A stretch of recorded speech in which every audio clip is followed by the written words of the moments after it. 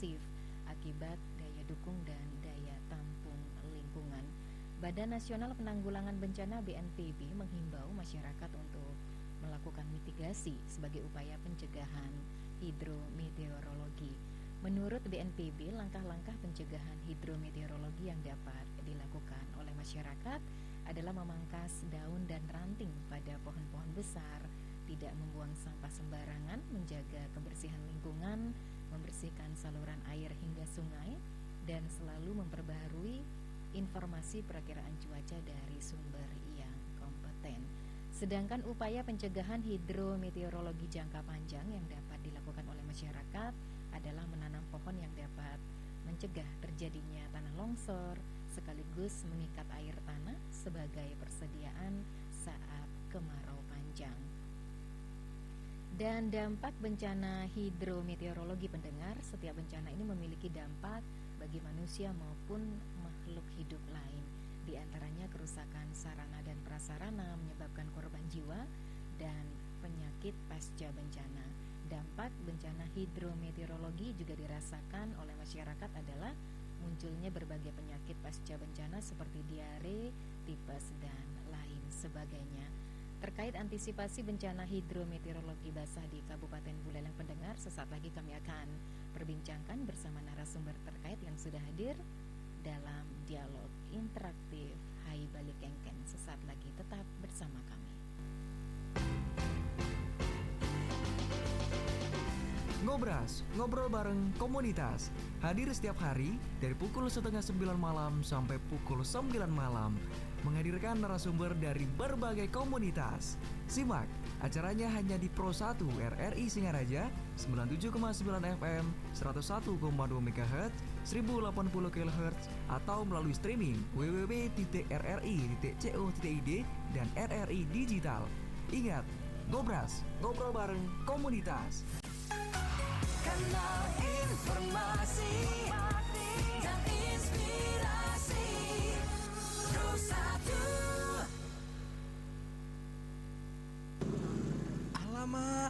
Alamat kena tilang nih. Ada polisi lagi. Mana nggak pakai helm. Surat kendaraan nggak kebawa. Bagi pengguna jalan, tilang menjadi hal yang paling dihindari. Karena pengendara atau pengemudi yang melanggar aturan lalu lintas akan diberi tilang. Ya, istilah tilang memang sudah akrab banget dengan pengendara lalu lintas. Tapi, ada yang tahu nggak kepanjangan dari tilang? Meskipun definisi ini nggak official atau nggak masuk kamus KBBI, tilang punya kepanjangan dari bukti pelanggaran yang bisa dilihat dari foto surat tilang atau tindakan pelanggaran. Masih ada yang belum tahu kan?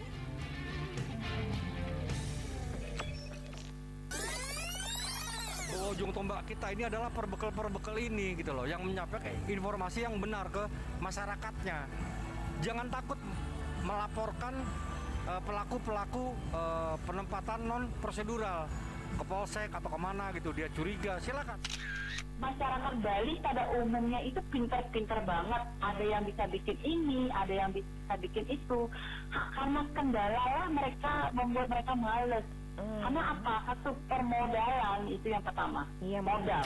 Sebetulnya konsep energi bersih yang paling baik adalah yang sesuai dengan sumber daya alam yang dimiliki oleh negara tersebut. Jadi dalam hal ini karena Indonesia ini negara kepulauan, maka konsepnya bukan lagi konsep interkoneksi. Kalau pulau-pulau yang besar mungkin bisa ya Sumatera, Jawa. Tetapi begitu kita bicara Indonesia Timur, maka itu harus menggunakan kearifan lokal. Simak pembahasan topik yang menjadi isu terkini dalam dialog Hai Balik Kengken jam 9 hingga jam 10 pagi di Pro 1 RRI Singaraja, siaran kanal informasi dan inspirasi. 97,9 FM, 101,2 FM, Dan AM 1080 kHz, Pro 1 RRI Singaraja, kanal informasi dan inspirasi. Ya, pendengar dialog interaktif Hai Balik Kengken, untuk kesempatan hari ini seperti yang sudah kami informasikan bahwasanya kita akan sharing seputar topik antisipasi bencana hidrometeorologi basah di Kabupaten Buleleng bersama dua narasumber yang telah hadir di studio Pro 1, Kepala Dinas PUTR Kabupaten Buleleng Bapak Iputu Adipta Eka Putra STMM. Selamat pagi Pak Kadis. Selamat pagi. Baik, apa kabar Bapak? Sehat Bapak? Sehat selalu.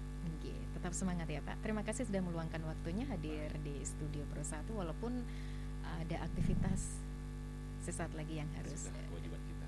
Oke, baik. Yang pastinya memang apapun yang disampaikan nanti Pak ya, itu bermanfaat untuk masyarakat Buleleng pada khususnya. Dan Kadis PUTR pendengar didampingi analis kebencanaan BPBD Kabupaten Buleleng Bapak Igede Mahendra STMM. Selamat pagi Pak Mahendra. Swastiastu. Swastiastu. Sehat Bapak? Terima atas undangannya. Mm-mm. Mudah-mudahan apa yang disampaikan nanti bisa bermanfaat. Baik. Wajahnya cerah ya Pak Kadis ya? Apa karena kantor baru ya Pak ya? Mempengaruhi juga ya Pak? Benar ini. Menjelang pencoblosan juga bisa mudah-mudahan Tetap aman ya. aman. Oke, nanti sharing ya Pak ya seputar topiknya antisipasi bencana hidrometeorologi basah di Kabupaten Buleleng. Kalau berbicara mengenai bencana hidrometeorologi ini salah satunya seperti curah hujan begitu ya Pak ya, kelembapan, temperatur dan juga angin, kekeringan serta banjir dan lain sebagainya.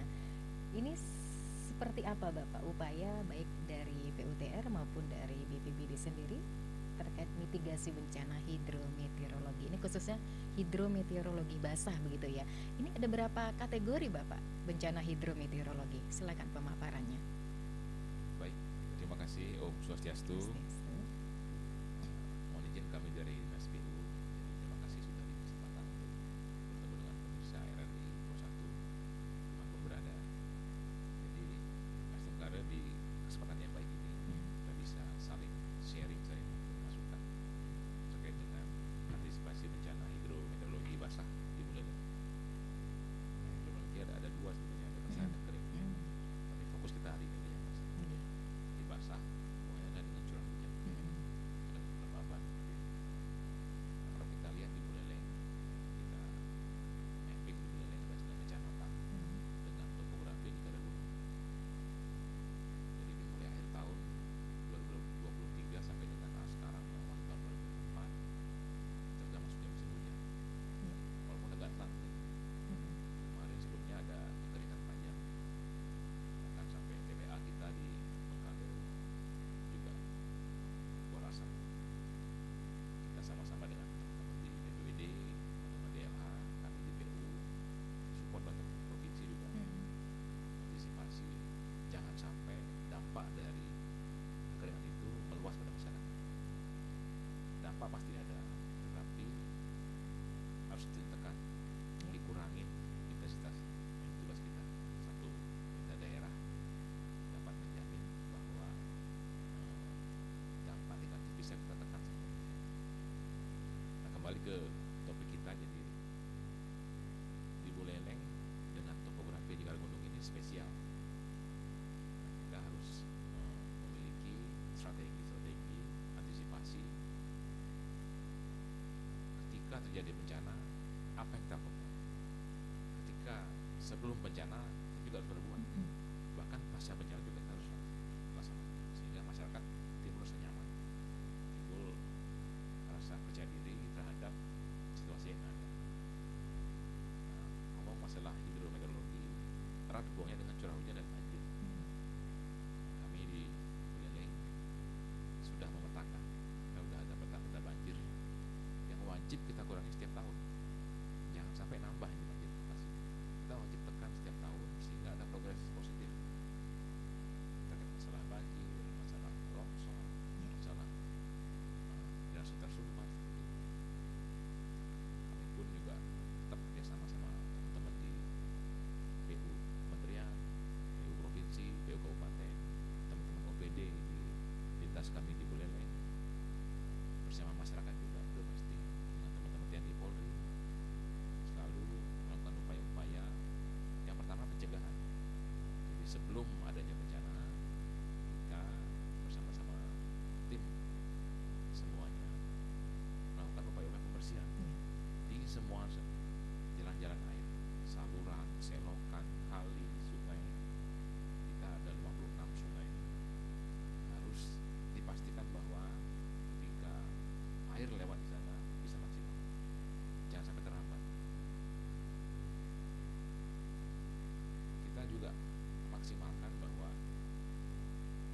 setelah hujan, pada saat hujan.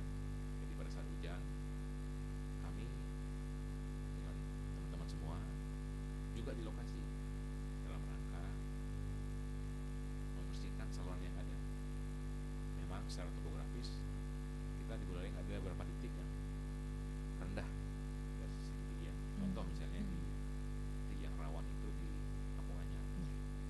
Itu titik terendah di Kota Singaraja. Tapi memang sudah langganan ya Pak ya, ketika ada curah hujan yang bisa dikatakan intensitasnya tinggi, rawan Betul, banjir begitu betul. ya Pak. Jadi kalau di Kampung Anyar memang sangat rawan banjir. Tetapi kita upayakan jangan sampai terus jadi di tempat banjir. Cara gimana? Ada banyak cara, cara teknis maupun cara teknis. Kami setiap tahun melakukan upaya-upaya, misalnya dengan mempertahankan dimensi dari saluran. Yang kedua, jangan sampai ada penghambat di sana.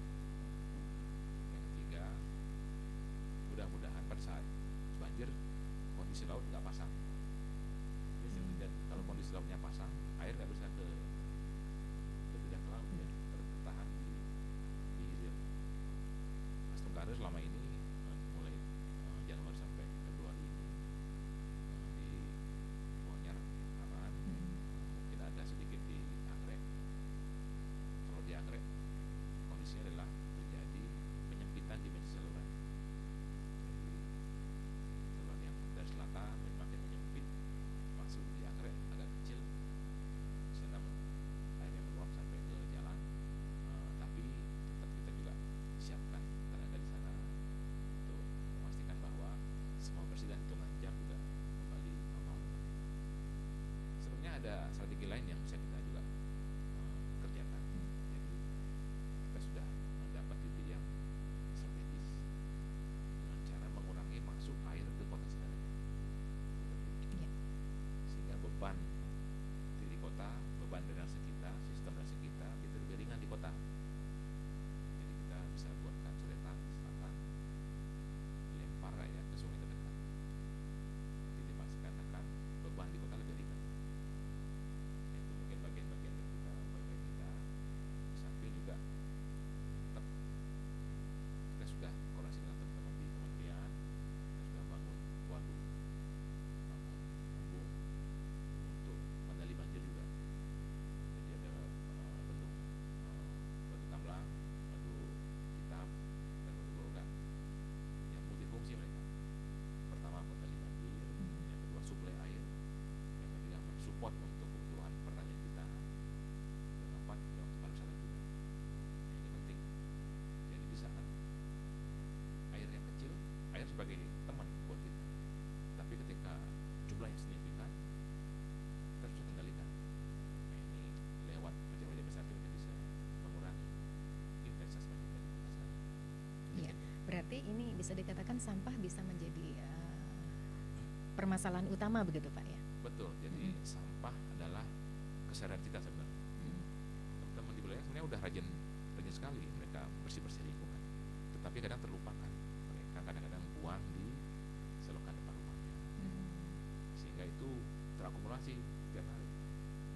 Bahkan kadang-kadang ketika mereka potong kayu, potong dahan, bersih-bersih halaman, sisanya itu nggak dibuang pada tempatnya. Jadi dibuang di masuk ke selokan. Nah ini yang sering terjadi, bahkan ada kursi, ada kasur, ada batang pohon. Nah ini akan sangat memberatkan buat kita semua. Terakumulasi di hilir, tersumbat jadi hilang. Oke, ya saya ke Pak Mahendra Pak ya. Ini kiat-kiat ataupun langkah-langkah yang dilakukan oleh BPBD terkait bencana hidrometeorologi basah sudah seperti apa Bapak persiapannya? Sejalan juga dengan Dinas PU ya, karena kita sudah sering berkoordinasi soal ini. Memang upaya-upaya yang sudah kami lakukan sementara ini lebih banyak, bukan lebih banyak ya, banyak untuk sementara ini dalam penyadaran ke masyarakat melalui sosialisasi dan edukasi. Itu pertama, pasti setiap bulan juga menyisir beberapa desa, beberapa komunitas. Seperti kemarin waktu kita di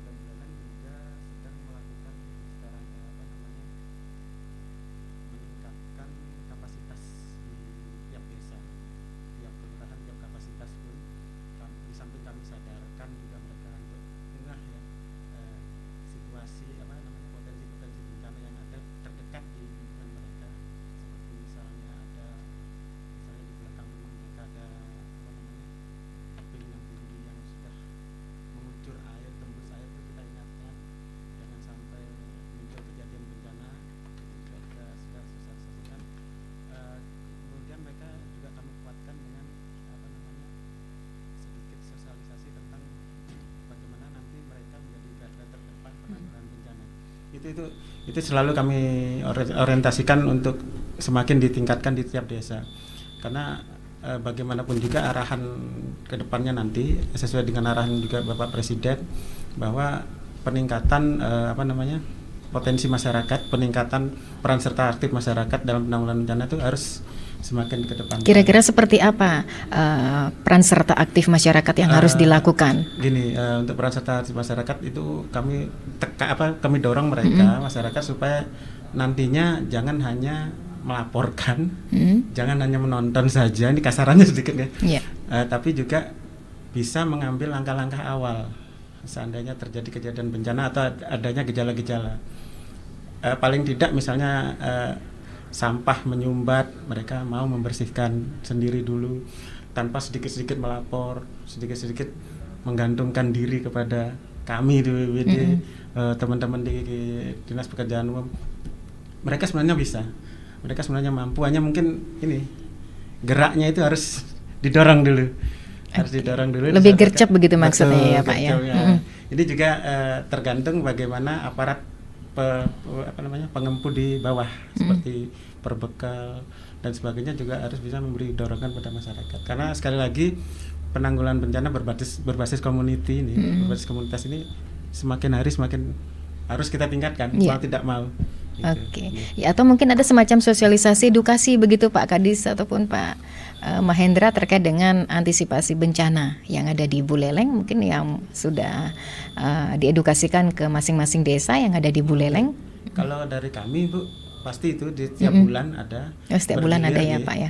Kemudian kita juga teknis penyelamatan, evakuasi itu juga kami sosialisasikan. Kemudian pemasangan rambu-rambu, jalur-jalur evakuasi. Mungkin rambu-rambunya kita pakai rambu-rambu yang multifungsi. Awalnya mungkin kita tahunya rambu-rambu itu untuk tsunami ya.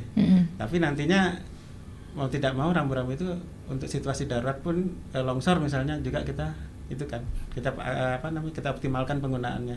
Di samping itu desa juga kami himbau untuk memetakan potensi-potensi yang ada di desanya.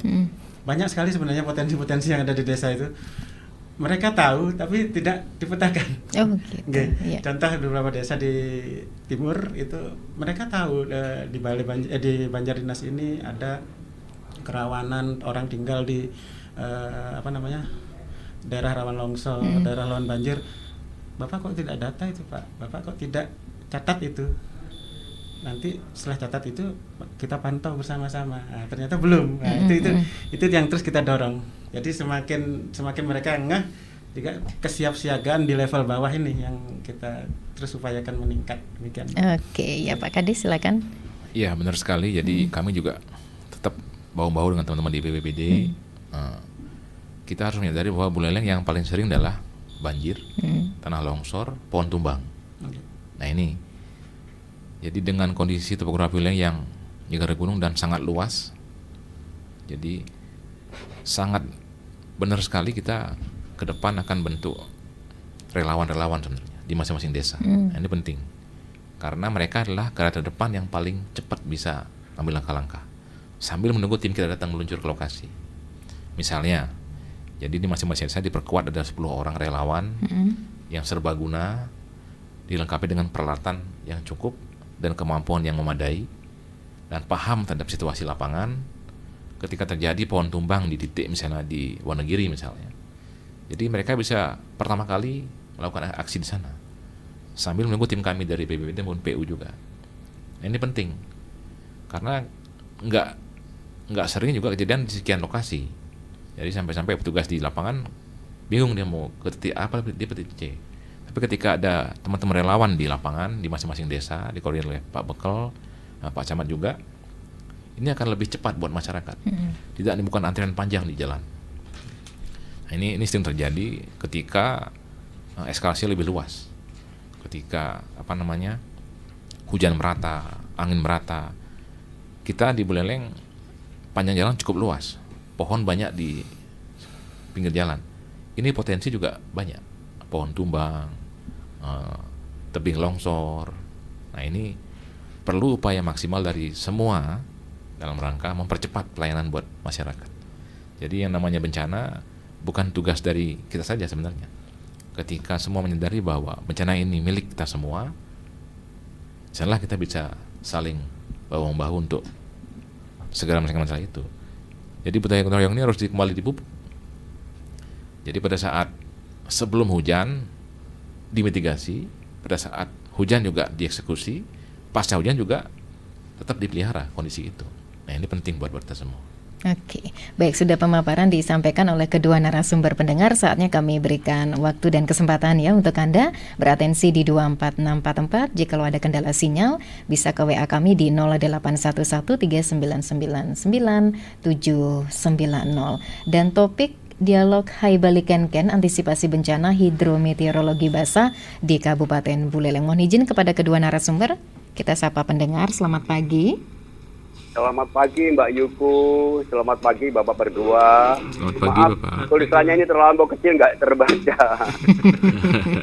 Ya mudah-mudahan saudara-saudaraku yang di aliran sungai itu ya sadarlah dengan himbauan Bapak berdua ini agar kita selamat semuanya. Saya sendiri yang dari Banyuwangi cuman juga ikut berdoa aja lah. Karena saya banyak saudara di sekitar Singaraja ini, walaupun saya nggak pernah kenal orangnya, tapi kan sering interaksi gitu ya. Makasih Bapak. Hanya itu Mbak Yuku.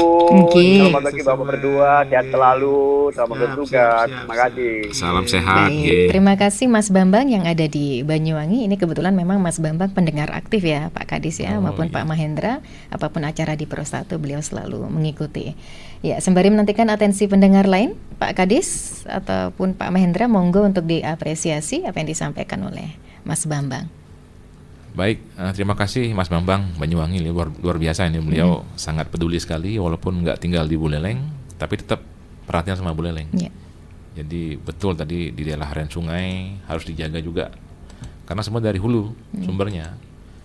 Kita akui juga kadang-kadang di atas terjadi hutan yang semakin berkurang, otomatis penyerapan juga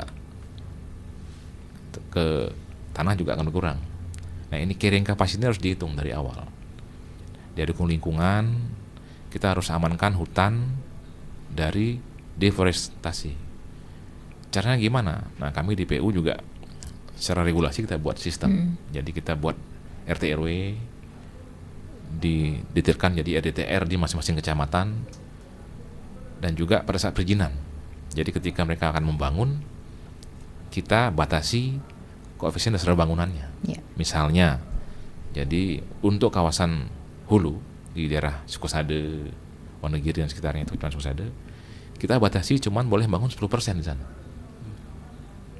Ini bentuk kita peduli sama lingkungan. Pemerintah daerah juga sangat peduli, boleh membangun di selatan, tetapi dengan limitasi yang terbatas. Jangan sampai jadi kasus seperti di Puncak, di Lembang seperti itu, Bogor terulang buat kita. Mumpung sekarang Bali masih bagus, masih bisa kita antisipasi, maksimalkan di sana. Kita atur koefisien dasar bangunan, koefisien lantai bangunan juga kita atur, tidak boleh bangun terlalu tinggi-tinggi, sehingga nanti ketika terjadi situasi yang tidak kita harapkan, dampaknya minimal. Lewat RDTR juga kita seperti itu. Jadi perizinan terbatas. Ada hal-hal yang boleh dibangun, ada lokasi yang tidak boleh dibangun. Itu bentuk upaya kita untuk peduli sama lingkungan. Di samping juga dengan teman-teman UPT lain, kita tetap juga lakukan aktivitas tanaman kembali, reboisasi seperti itu. Ini penting buat kita semua. Dan edukasi buat masyarakat, buat sekolah-sekolah. Jadi di level anak-anak sekolah ini sangat penting. Mereka bisa bantu kita juga dalam rangka edukasi kurikulum, misalnya tanam pohon, 1 orang 1 pohon misalnya, seperti itu. Itu bisa tiap bulan. Jadi ada aksi nyata buat kita. Itu mungkin yang bisa kita lakukan di Buleleng. Terima kasih Pak Bambang di Banyuwangi. Iya, Pak Mahendra mungkin ada tambahan? Ini saya terus terang pertanyaannya Pak Bambang dengan penjelasan Pak Kadis juga mengingatkan sekaligus ini pintu masuk buat kami, mengingatkan seluruh aparat desa ya.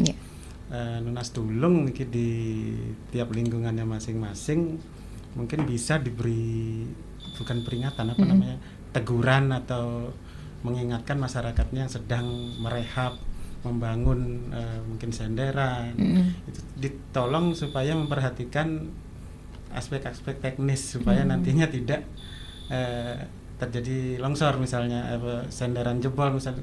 Di beberapa kasus soalnya kami lihat di desa-desa itu mereka sangat tidak memperhatikan itu, sehingga senderan itu dibangun terlalu tinggi, tidak ada penunjang besi, tidak ada penunjang drainase, sehingga nantinya begitu hujan air itu meresap, tapi istilahnya bedak katanya senderannya, dan nanti setelah ini kan berpotensi jadi longsor, berpotensi jadi jebol nih. Itu mungkin aparat desa sampai dengan kalian Banjar bisa mengingatkan warganya yang sedang membangun atau warganya yang sedang merehabilitasi lingkungannya supaya memperhatikan itu. Oke, baik. Kita sapa kembali pendengar ya, Pak. Selamat pagi.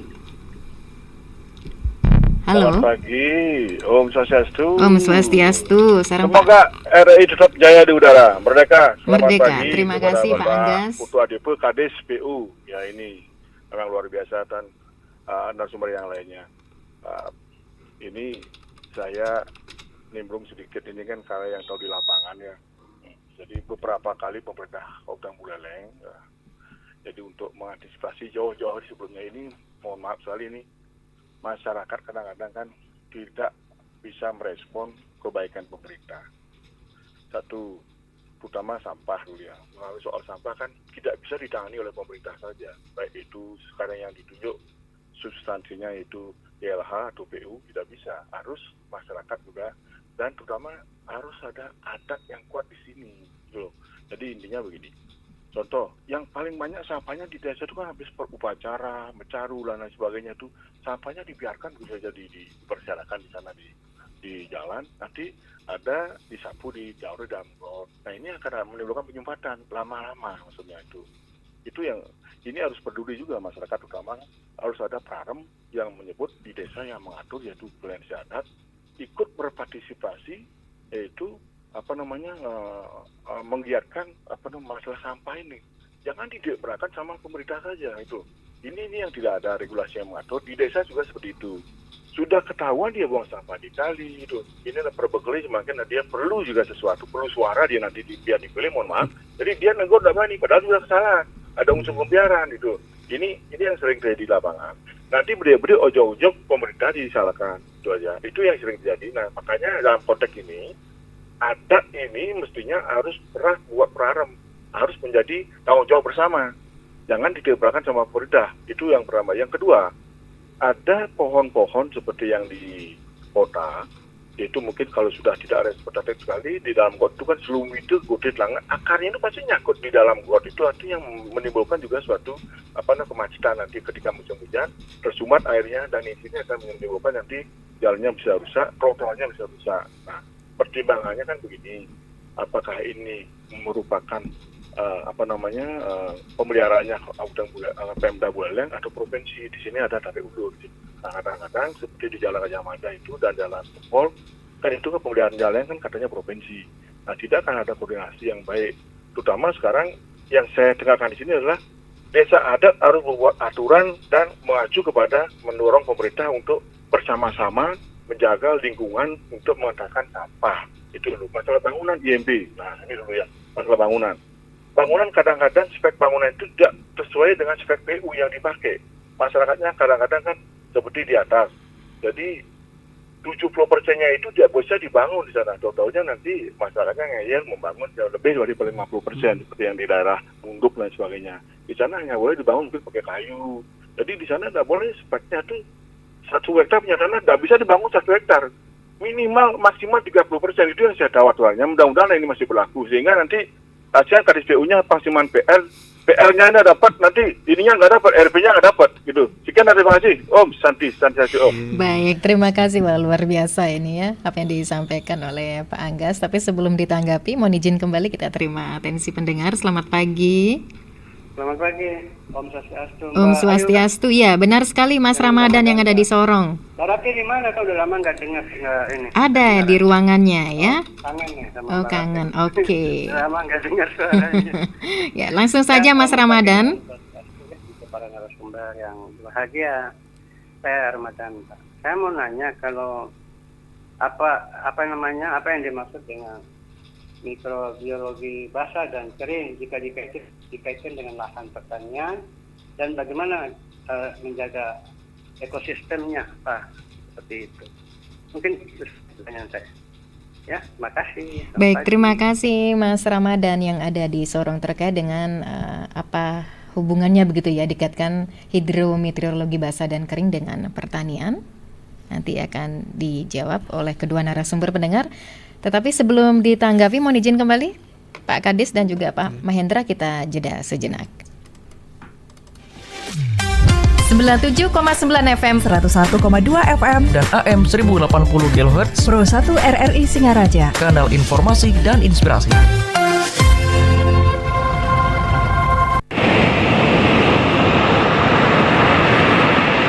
Gelombang pasang merupakan salah satu bencana alam yang cukup menghantui Indonesia sebagai salah satu negara maritim yang terdiri dari banyak pulau kecil dan dikelilingi dengan hamparan lautan yang luas. Secara kuantitas, gelombang pasang di Indonesia terjadi terlalu sering. Apabila terjadi gelombang pasang, khusus untuk warga yang tinggal di pesisir pantai harus memperhatikan tips berikut ini.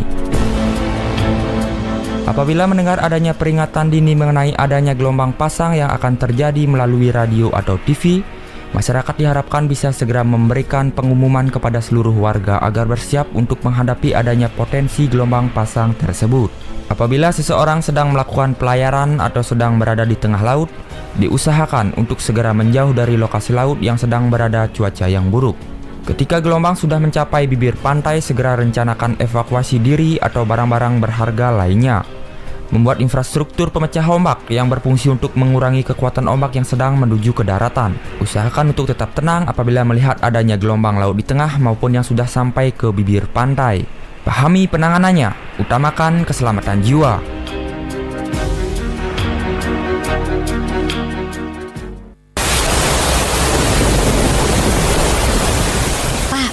Hujan deras seperti ini, sebaiknya kita ngungsi aja yuk. Posisi rumah kita kan di perbukitan, Pak. Iya, mau mengungsi kemana lagi, Bu? Lingkungan kita sudah aman dari longsor. Tanaman kan sudah tinggi besar, akarnya kuat dan mencekam bumi. Yang Bapak katakan benar. Cuma pohon tinggi dan besar kalau dihempas angin, terus batangnya patah, nimpa rumah kita, kan hancur juga. Ayolah kita numpang dulu sementara di rumah adik gitu ya. Begitu hempasan angin serta hujannya reda, baru deh kita kembali ke sini. Iya, bencana bisa terjadi kapan saja. Bila tahu potensi daerah kita rawan bencana, sebaiknya kita hindari atau mengantisipasi musibah yang akan terjadi pada diri kita. Berdoa akan meningkatkan kesabaran serta mendapat rahmat dari Yang Kuasa. Pro 1. Anda masih mendengarkan Pro 1 RRI Singaraja, kanal informasi dan inspirasi. Pro 1. Ya, pendengar, kita masih dalam dialog interaktif Hai Bali Kenken seputar topiknya antisipasi bencana hidrometeorologi basah di Kabupaten Buleleng bersama narasumber Kepala Dinas PUTR Kabupaten Buleleng Bapak Iputu Adipta Eka Putra STMM dan analis kebencanaan BPBD Kabupaten Buleleng Bapak Igede Mahendra STMM. Silakan untuk ditanggapi Pak Kadis maupun Pak Mahendra apa yang disampaikan oleh Pak Anggas dan juga Mas Ramadan. Jadi terima kasih Bung Anggas. Jadi sangat peduli sekali beliau ini masalah sampah. Jadi betul sekali kita di Buleleng dengan jumlah penduduk tahun 2023 827 jiwa ini, per hari kita menghasilkan sampah kurang lebih hampir 200 ton per hari. Nah ini luar biasa. Harus disiapkan manajemen pengolahan sampah secara sistematis di masing-masing wilayah pedesaan, kecamatan, perkotaan. Mohon maaf Pak Kadis saya potong. Kita terima kembali penelpon ya nanti sekalian ditanggapi. Selamat pagi. Ya, delay ini sepertinya. Silakan monitor lewat HP ya. Jangan monitor lewat radio supaya cepat disampaikan. Selamat siang. Selamat. Iya. Dengan Bapak siapa di mana, Bapak? Nyoman dari negara. Oh, Pak Nyoman dari negara. Silakan Bapak. Dan ini saya bawa di Kabupaten Buleleng. Masalah air laut pasang nih. Air laut pasang itu yang siang itu mikir-mikir itu ada karena ulah manusia kan. seperti hanya pikir yang penambangan kan membuat darmagang Niko sampun yang ngauhan niko pohon tumbang, pohon kelapa itu taruh balik niko bungkil bro ke tengah niko sampai di pembuahan niko pekarangan masyarakat Tenggam ada gitu sampai kuburan muslim itu sampai Tenggam gitu. Mungkin karena dermaga itu mungkin kan karena ulahnya manusia itu. Iya sebenarnya awasam itu Om Santi Om. Inggih, matur suksema Pak Nyoman Reng Negara. Silakan Pak Kadis dilanjutkan. Ya, nyambung kembali terkait dari Bung Anggas, masalah sampah ini masalah yang memang keseharian kita sebenarnya. Jadi kalau kita cek volume sampah di Buleleng sampai dengan 200 ton per hari. Kita di Buleleng punya TPA cuma satu, TPA Bengkale, dengan kondisi yang sudah overload. Ini penting buat kita, pemerintah daerah, lakukan antisipasi ke depan. Karena setiap hari orang buang sampah. Pemerintah daerah sudah melakukan upaya-upaya taktis dan strategis dengan menghitung seperti apa kira-kira eksekusi di lapangan. Kemarin di tahun 2023 kita di PU ditugaskan untuk melakukan perluasan TPA Bengkale yang dulunya 4,8 hektar sekarang ditambah menjadi 7,8 hektar, tambahnya 3 hektar di sekitar TPA Bengkale dalam rangka antisipasi overload sampah di Buleleng. Ini penting. Jangan sampai terlambat kita. Sampah udah meluber di mana-mana, tapi tempat buangnya nggak ada. Plus juga pengelolaannya juga harus dipikirkan. Tetapi TPA yang baik adalah TPA yang mampu mengurai sampah secara mandiri di sana. Ketika ada kejadian kebakaran, mereka juga mampu secara mandiri menyelesaikan kebakaran di sana. Nah, ini perlu kita pikirkan kembali, desain kembali TPA Bengkale agar menjadi TPA yang mandiri. Bisa mengolah sampah bukan cuma untuk tempat pembuangan sampah, tapi juga tempat pengolahan sampah menjadi value added yang bermanfaat buat masyarakat semua. Di TPA pun banyak orang pencarian di sana. Banyak para pemulung yang masih bisa mendapatkan keuntungan dari sisa sampah itu. Banyak sebenarnya peluang di sana. Sampah plastik juga masih bernilai ekonomis, ada besi, ada lain sebagainya. Nah, kami di PU juga sudah mengeksekusi lahan sehingga tambah luas di sana. Plus juga kita juga sudah lakukan perbaikan akses di sana. Dulu akses menuju TPA rusak berat, jalannya sangat menyedihkan sehingga teman-teman di LH truk-truknya itu juga sering mengalami patah as, roda juga dan juga slip sana karena jalannya kurang bagus, aksesnya kurang bagus. Nah, kami atas perintah Pak PJ Bupati juga lakukan eksekusi perbaikan jalan menuju TPA plus juga perluasan TPA. Sudah dilakukan semua. Nah, sekarang di TPA sudah bagus posisinya, tetapi satu lagi adalah desainnya harus diulang kembali. Di sana adalah masalahnya adalah air. Jadi ketika ada kebakaran TPA, nanti ke depan wajib bisa menyelesaikan cara mandiri di sana. Nah, itu penting. Yang kedua, betul. Jadi Pak Anggas tadi bilang masalah adat, betul sekali. Jadi sampah bukan cuma tanggung jawab pemerintah saja. Jadi kita di Bali ada Sematon Saking Adat yang juga bisa mensupport ini, sampah ini. Seperti apa caranya? Lewat awe-awe dan prarem. Jadi lewat prarem bisa dibuat aturan tertulis sehingga masyarakat adat juga paham akan arti penting sampah itu. Dan juga ikut langsung dalam mengolah sampah di desa.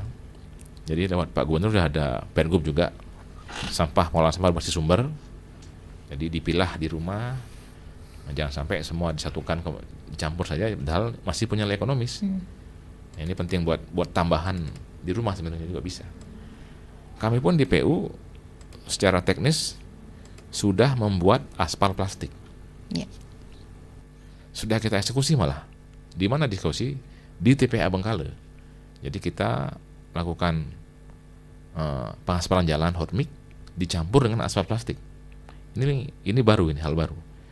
Jadi bagaimana mengurangi sampah secara sistematis, secara terstruktur, dan manfaat buat lingkungan.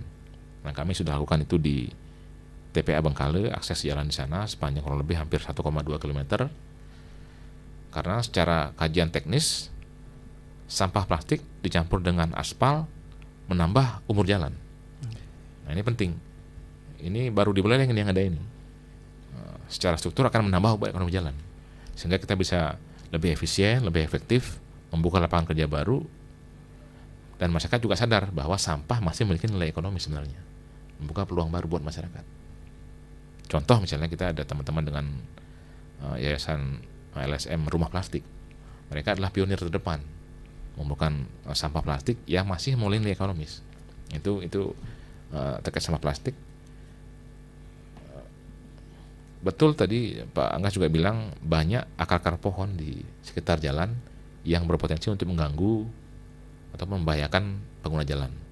Nah, kami dengan teman-teman di balai jalan sebenarnya sudah melakukan. Contoh di Liligundi Beratan itu dulu ada akar pohon yang muncul ke permukaan jalan dan sering menimbulkan kecelakaan. Nah, kami dengan teman-teman di balai jalan sudah mengeksekusi malah. Ini memangkas pohonnya tetap kita pertahankan sebagai sumber O2 kita, sumber penghijauan, tetapi kita pilih akar-akar mana yang berpotensi untuk menimbulkan kecelakaan. Nah, itu kita pangkas di sana tanpa memberikan juga potensi bencana lainnya. Sudah lakukan itu. Mungkin masih ada di ruas lain, kita akan nanti juga ke depan kita akan lakukan hal itu. Terkait dengan IMB atau PBG betul. Jadi Pak Anggas sangat cerdas sekali melihat situasi. Di daerah hulu kita sudah sampaikan bahwa perlu dilindungi.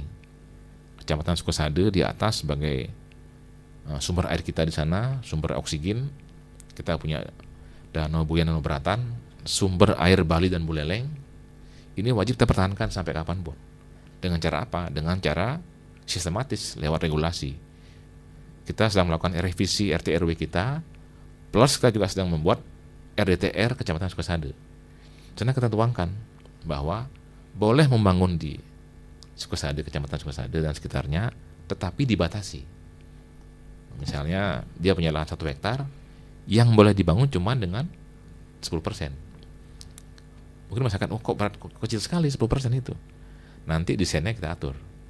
Misalnya dengan rumah panggung, dengan rumah-rumah kayu. Ini sangat firm dengan lingkungan. Jadi nggak merusak alam, tetap juga dengan jaga keindahan alam, tetap nature di sana, bahkan indah nanti ke depan. Jadi nggak hutan beton seperti itu. Nah, ini penting. Tadi juga apresiasi buat Pak Ramadan di Sorong, luar biasa masukannya dan sarannya, dan juga Pak Nyoman di Negara terkait dengan air laut pasang, terkait dengan masalah dermaga. Jadi betul kalau memang mau membangun sesuatu di laut itu memang harus ada kajian dulu. Kita nggak bisa bangun sesuatu dermaga ataupun lainnya dengan semena-mena. Karena alam punya siklus, dia punya perilaku sendiri. Kita hadang di titik A, di titik B dia nekan. Nah, ini penting.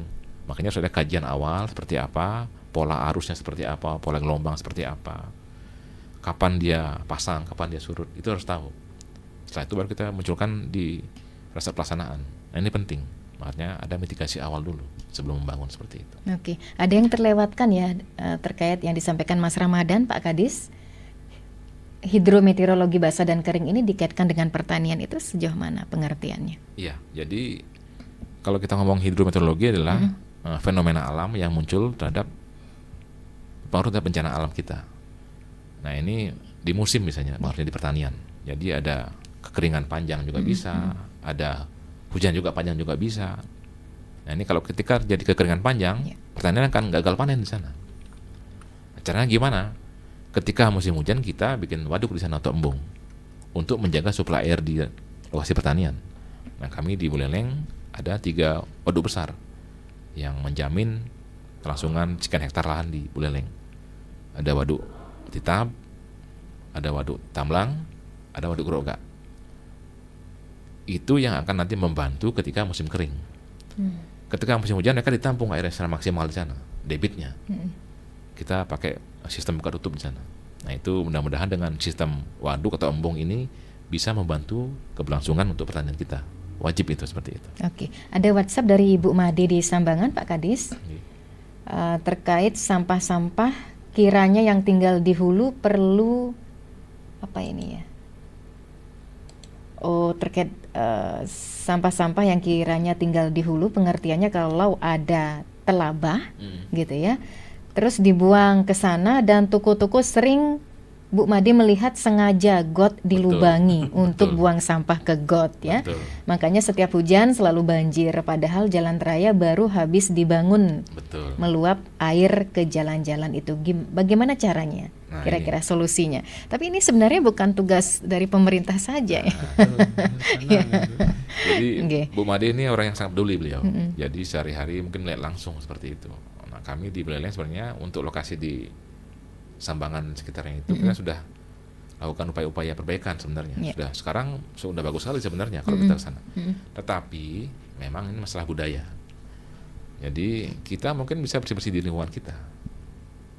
Tapi ketika membuangnya ini yang jadi PR. Kadang-kadang ada yang takut buangnya kepada petugas karena kena retribusi bulanan kan. Karena malas juga buang ke tempatnya. Jadi dibuang ke saluran atau selokan. Jawabnya adalah ini adalah masalah budaya kita. Bagaimana menjaga lingkungan. Jangan hanya bersih di lingkungan kita, tapi wajib juga di sekitar kita juga harus terjaga. Idealnya adalah setiap bulan, jadi minimal sebulan sekali pada saat musim sebelum hujan, kita hidupkan kembali gotong royong kita. Jadi Pak Mekel, Pak Lurah bisa bersama-sama dengan masyarakat melakukan bersih-bersih, baik itu saluran, sungai, jalan di sana. Secara bersama kami, sama-sama dengan kita, dengan teman BPBD juga, dengan teman-teman di kecamatan. Ketika itu dilakukan secara bersama-sama, secara terakumulasi, akan signifikan dampaknya. Tapi kalau itu dilakukan secara sendiri mungkin belum. Nanti petugas-petugas akan ngambil sampah itu lewat dengan truk-truknya. Itu tersistem semuanya. Ataupun nanti dibuat kompos-kompos, tempat-tempat lubang-lubang kompos. Karena sampah masih memiliki nilai ekonomi sebenarnya. Bisa support untuk lingkungan, jadi pupuk dan sebagainya. Nah, ini penting. Cuma kadang-kadang orang kan masih jalan pintas biar cepat. Jadi udah dibuang ke selokan aja. Nanti kan akhirnya numpuk di hilir. Nanti Bu Made komplain lagi dia. Seperti itu. Itu tergantung kesadaran dari individunya betul. Pak Kadis ya. Monggo Pak Mahendra ditanggapi ya. Untuk yang pertama tadi memang sih Ampuri mungkin saya lebih fokus ke ini ya, ke hidrologi basah dikaitkan dengan lahan pertanian. Memang sih sebagian besar lahan pertanian itu mengeluhnya di sana. Pada saya kok lebih senang kalau hujannya tidak maksimal daripada hujannya kebanyakan, dan itu banyakan petani. Kenapa? Begitu saya nanam padi, nanam tanaman, udah tidak lama kemudian banjir dan sebagainya. Itu keluhannya. Tapi yang terpenting di sini kalau kita sudah paham dampak hidrometeorologi basah terhadap pertanian, bagaimana menyikapinya ke depan. Mungkin di desa-desa, di kelompok-kelompok tani itu bisa menyikapi itu dengan mengatur pola tanam barangkali di sana.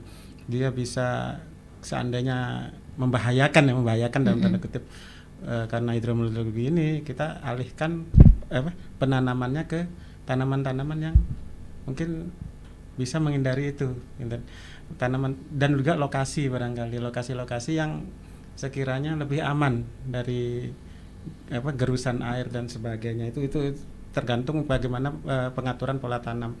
Kemudian dari Bu Made kembali lagi sikap kedepannya yang kita perlukan. Jangan lantas mendengar sosialisasi edukasi seperti hari ini, Ibu Made masuk dan masyarakat lain Ampuri ini masuk telinga kanan keluar telinga kiri kan, dan 1 jam lagi dilupakan sudah besok atau nanti sore sudah buang sampah lagi kan. Jadikan ini istilahnya kebiasaan. Jadikan ini betul dari Pak Kadis tadi, budayakan ini sedetail mungkin, bahkan sampai di level anak-anak. Ajari anak-anak kita pilah sampah, mungkin merah kuning hijau itu ya diterapkan deh. Sampah plastik, sampah organik, non organik itu dibudayakan.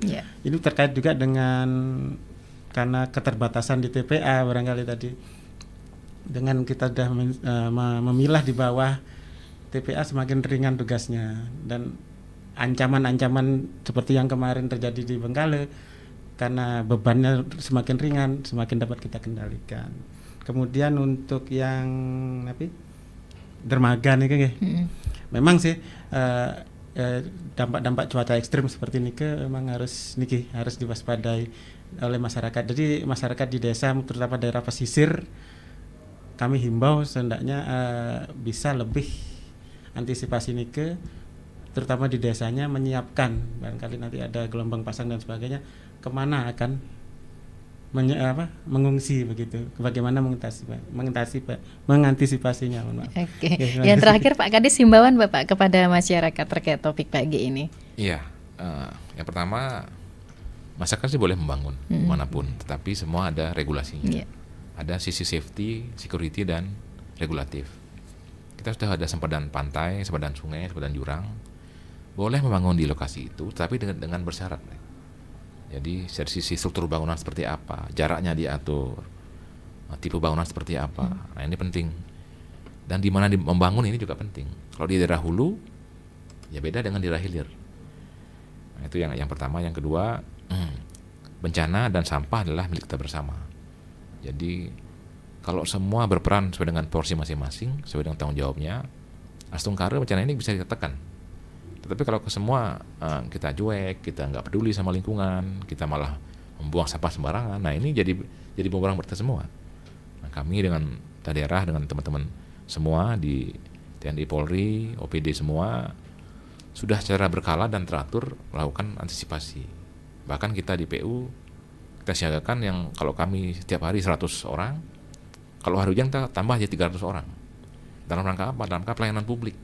Jangan sampai masyarakat merasa terbebani dengan kondisi banjir, kondisi sampah.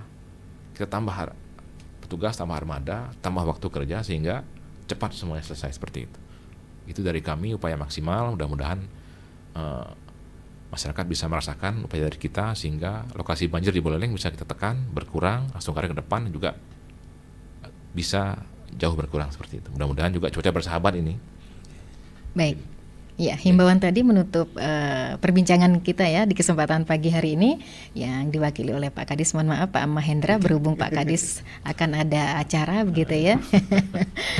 Terima kasih untuk pendengar yang sudah beratensi. Ada Mas Bambang, Pak Anggas, Mas Ramadan, Pak Nyoman di Negara, dan juga Ibu Made di Sambangan terkait topiknya antisipasi bencana hidrometeorologi basah di Kabupaten Buleleng. Terima kasih Bapak Iputu Adipta Eka Putra STMM selaku Kepala Dinas PUTR Kabupaten Buleleng, dan juga Bapak Igede Mahendra STMM selaku Analis Kebencanaan BPB di Kabupaten Buleleng telah meluangkan waktunya hadir di Studio Pro 1 dalam dialog interaktif Hai Balikenken untuk edisi hari ini Selasa 13 Februari 2024. Terima kasih pendengar atas kebersamaannya dan sampai jumpa.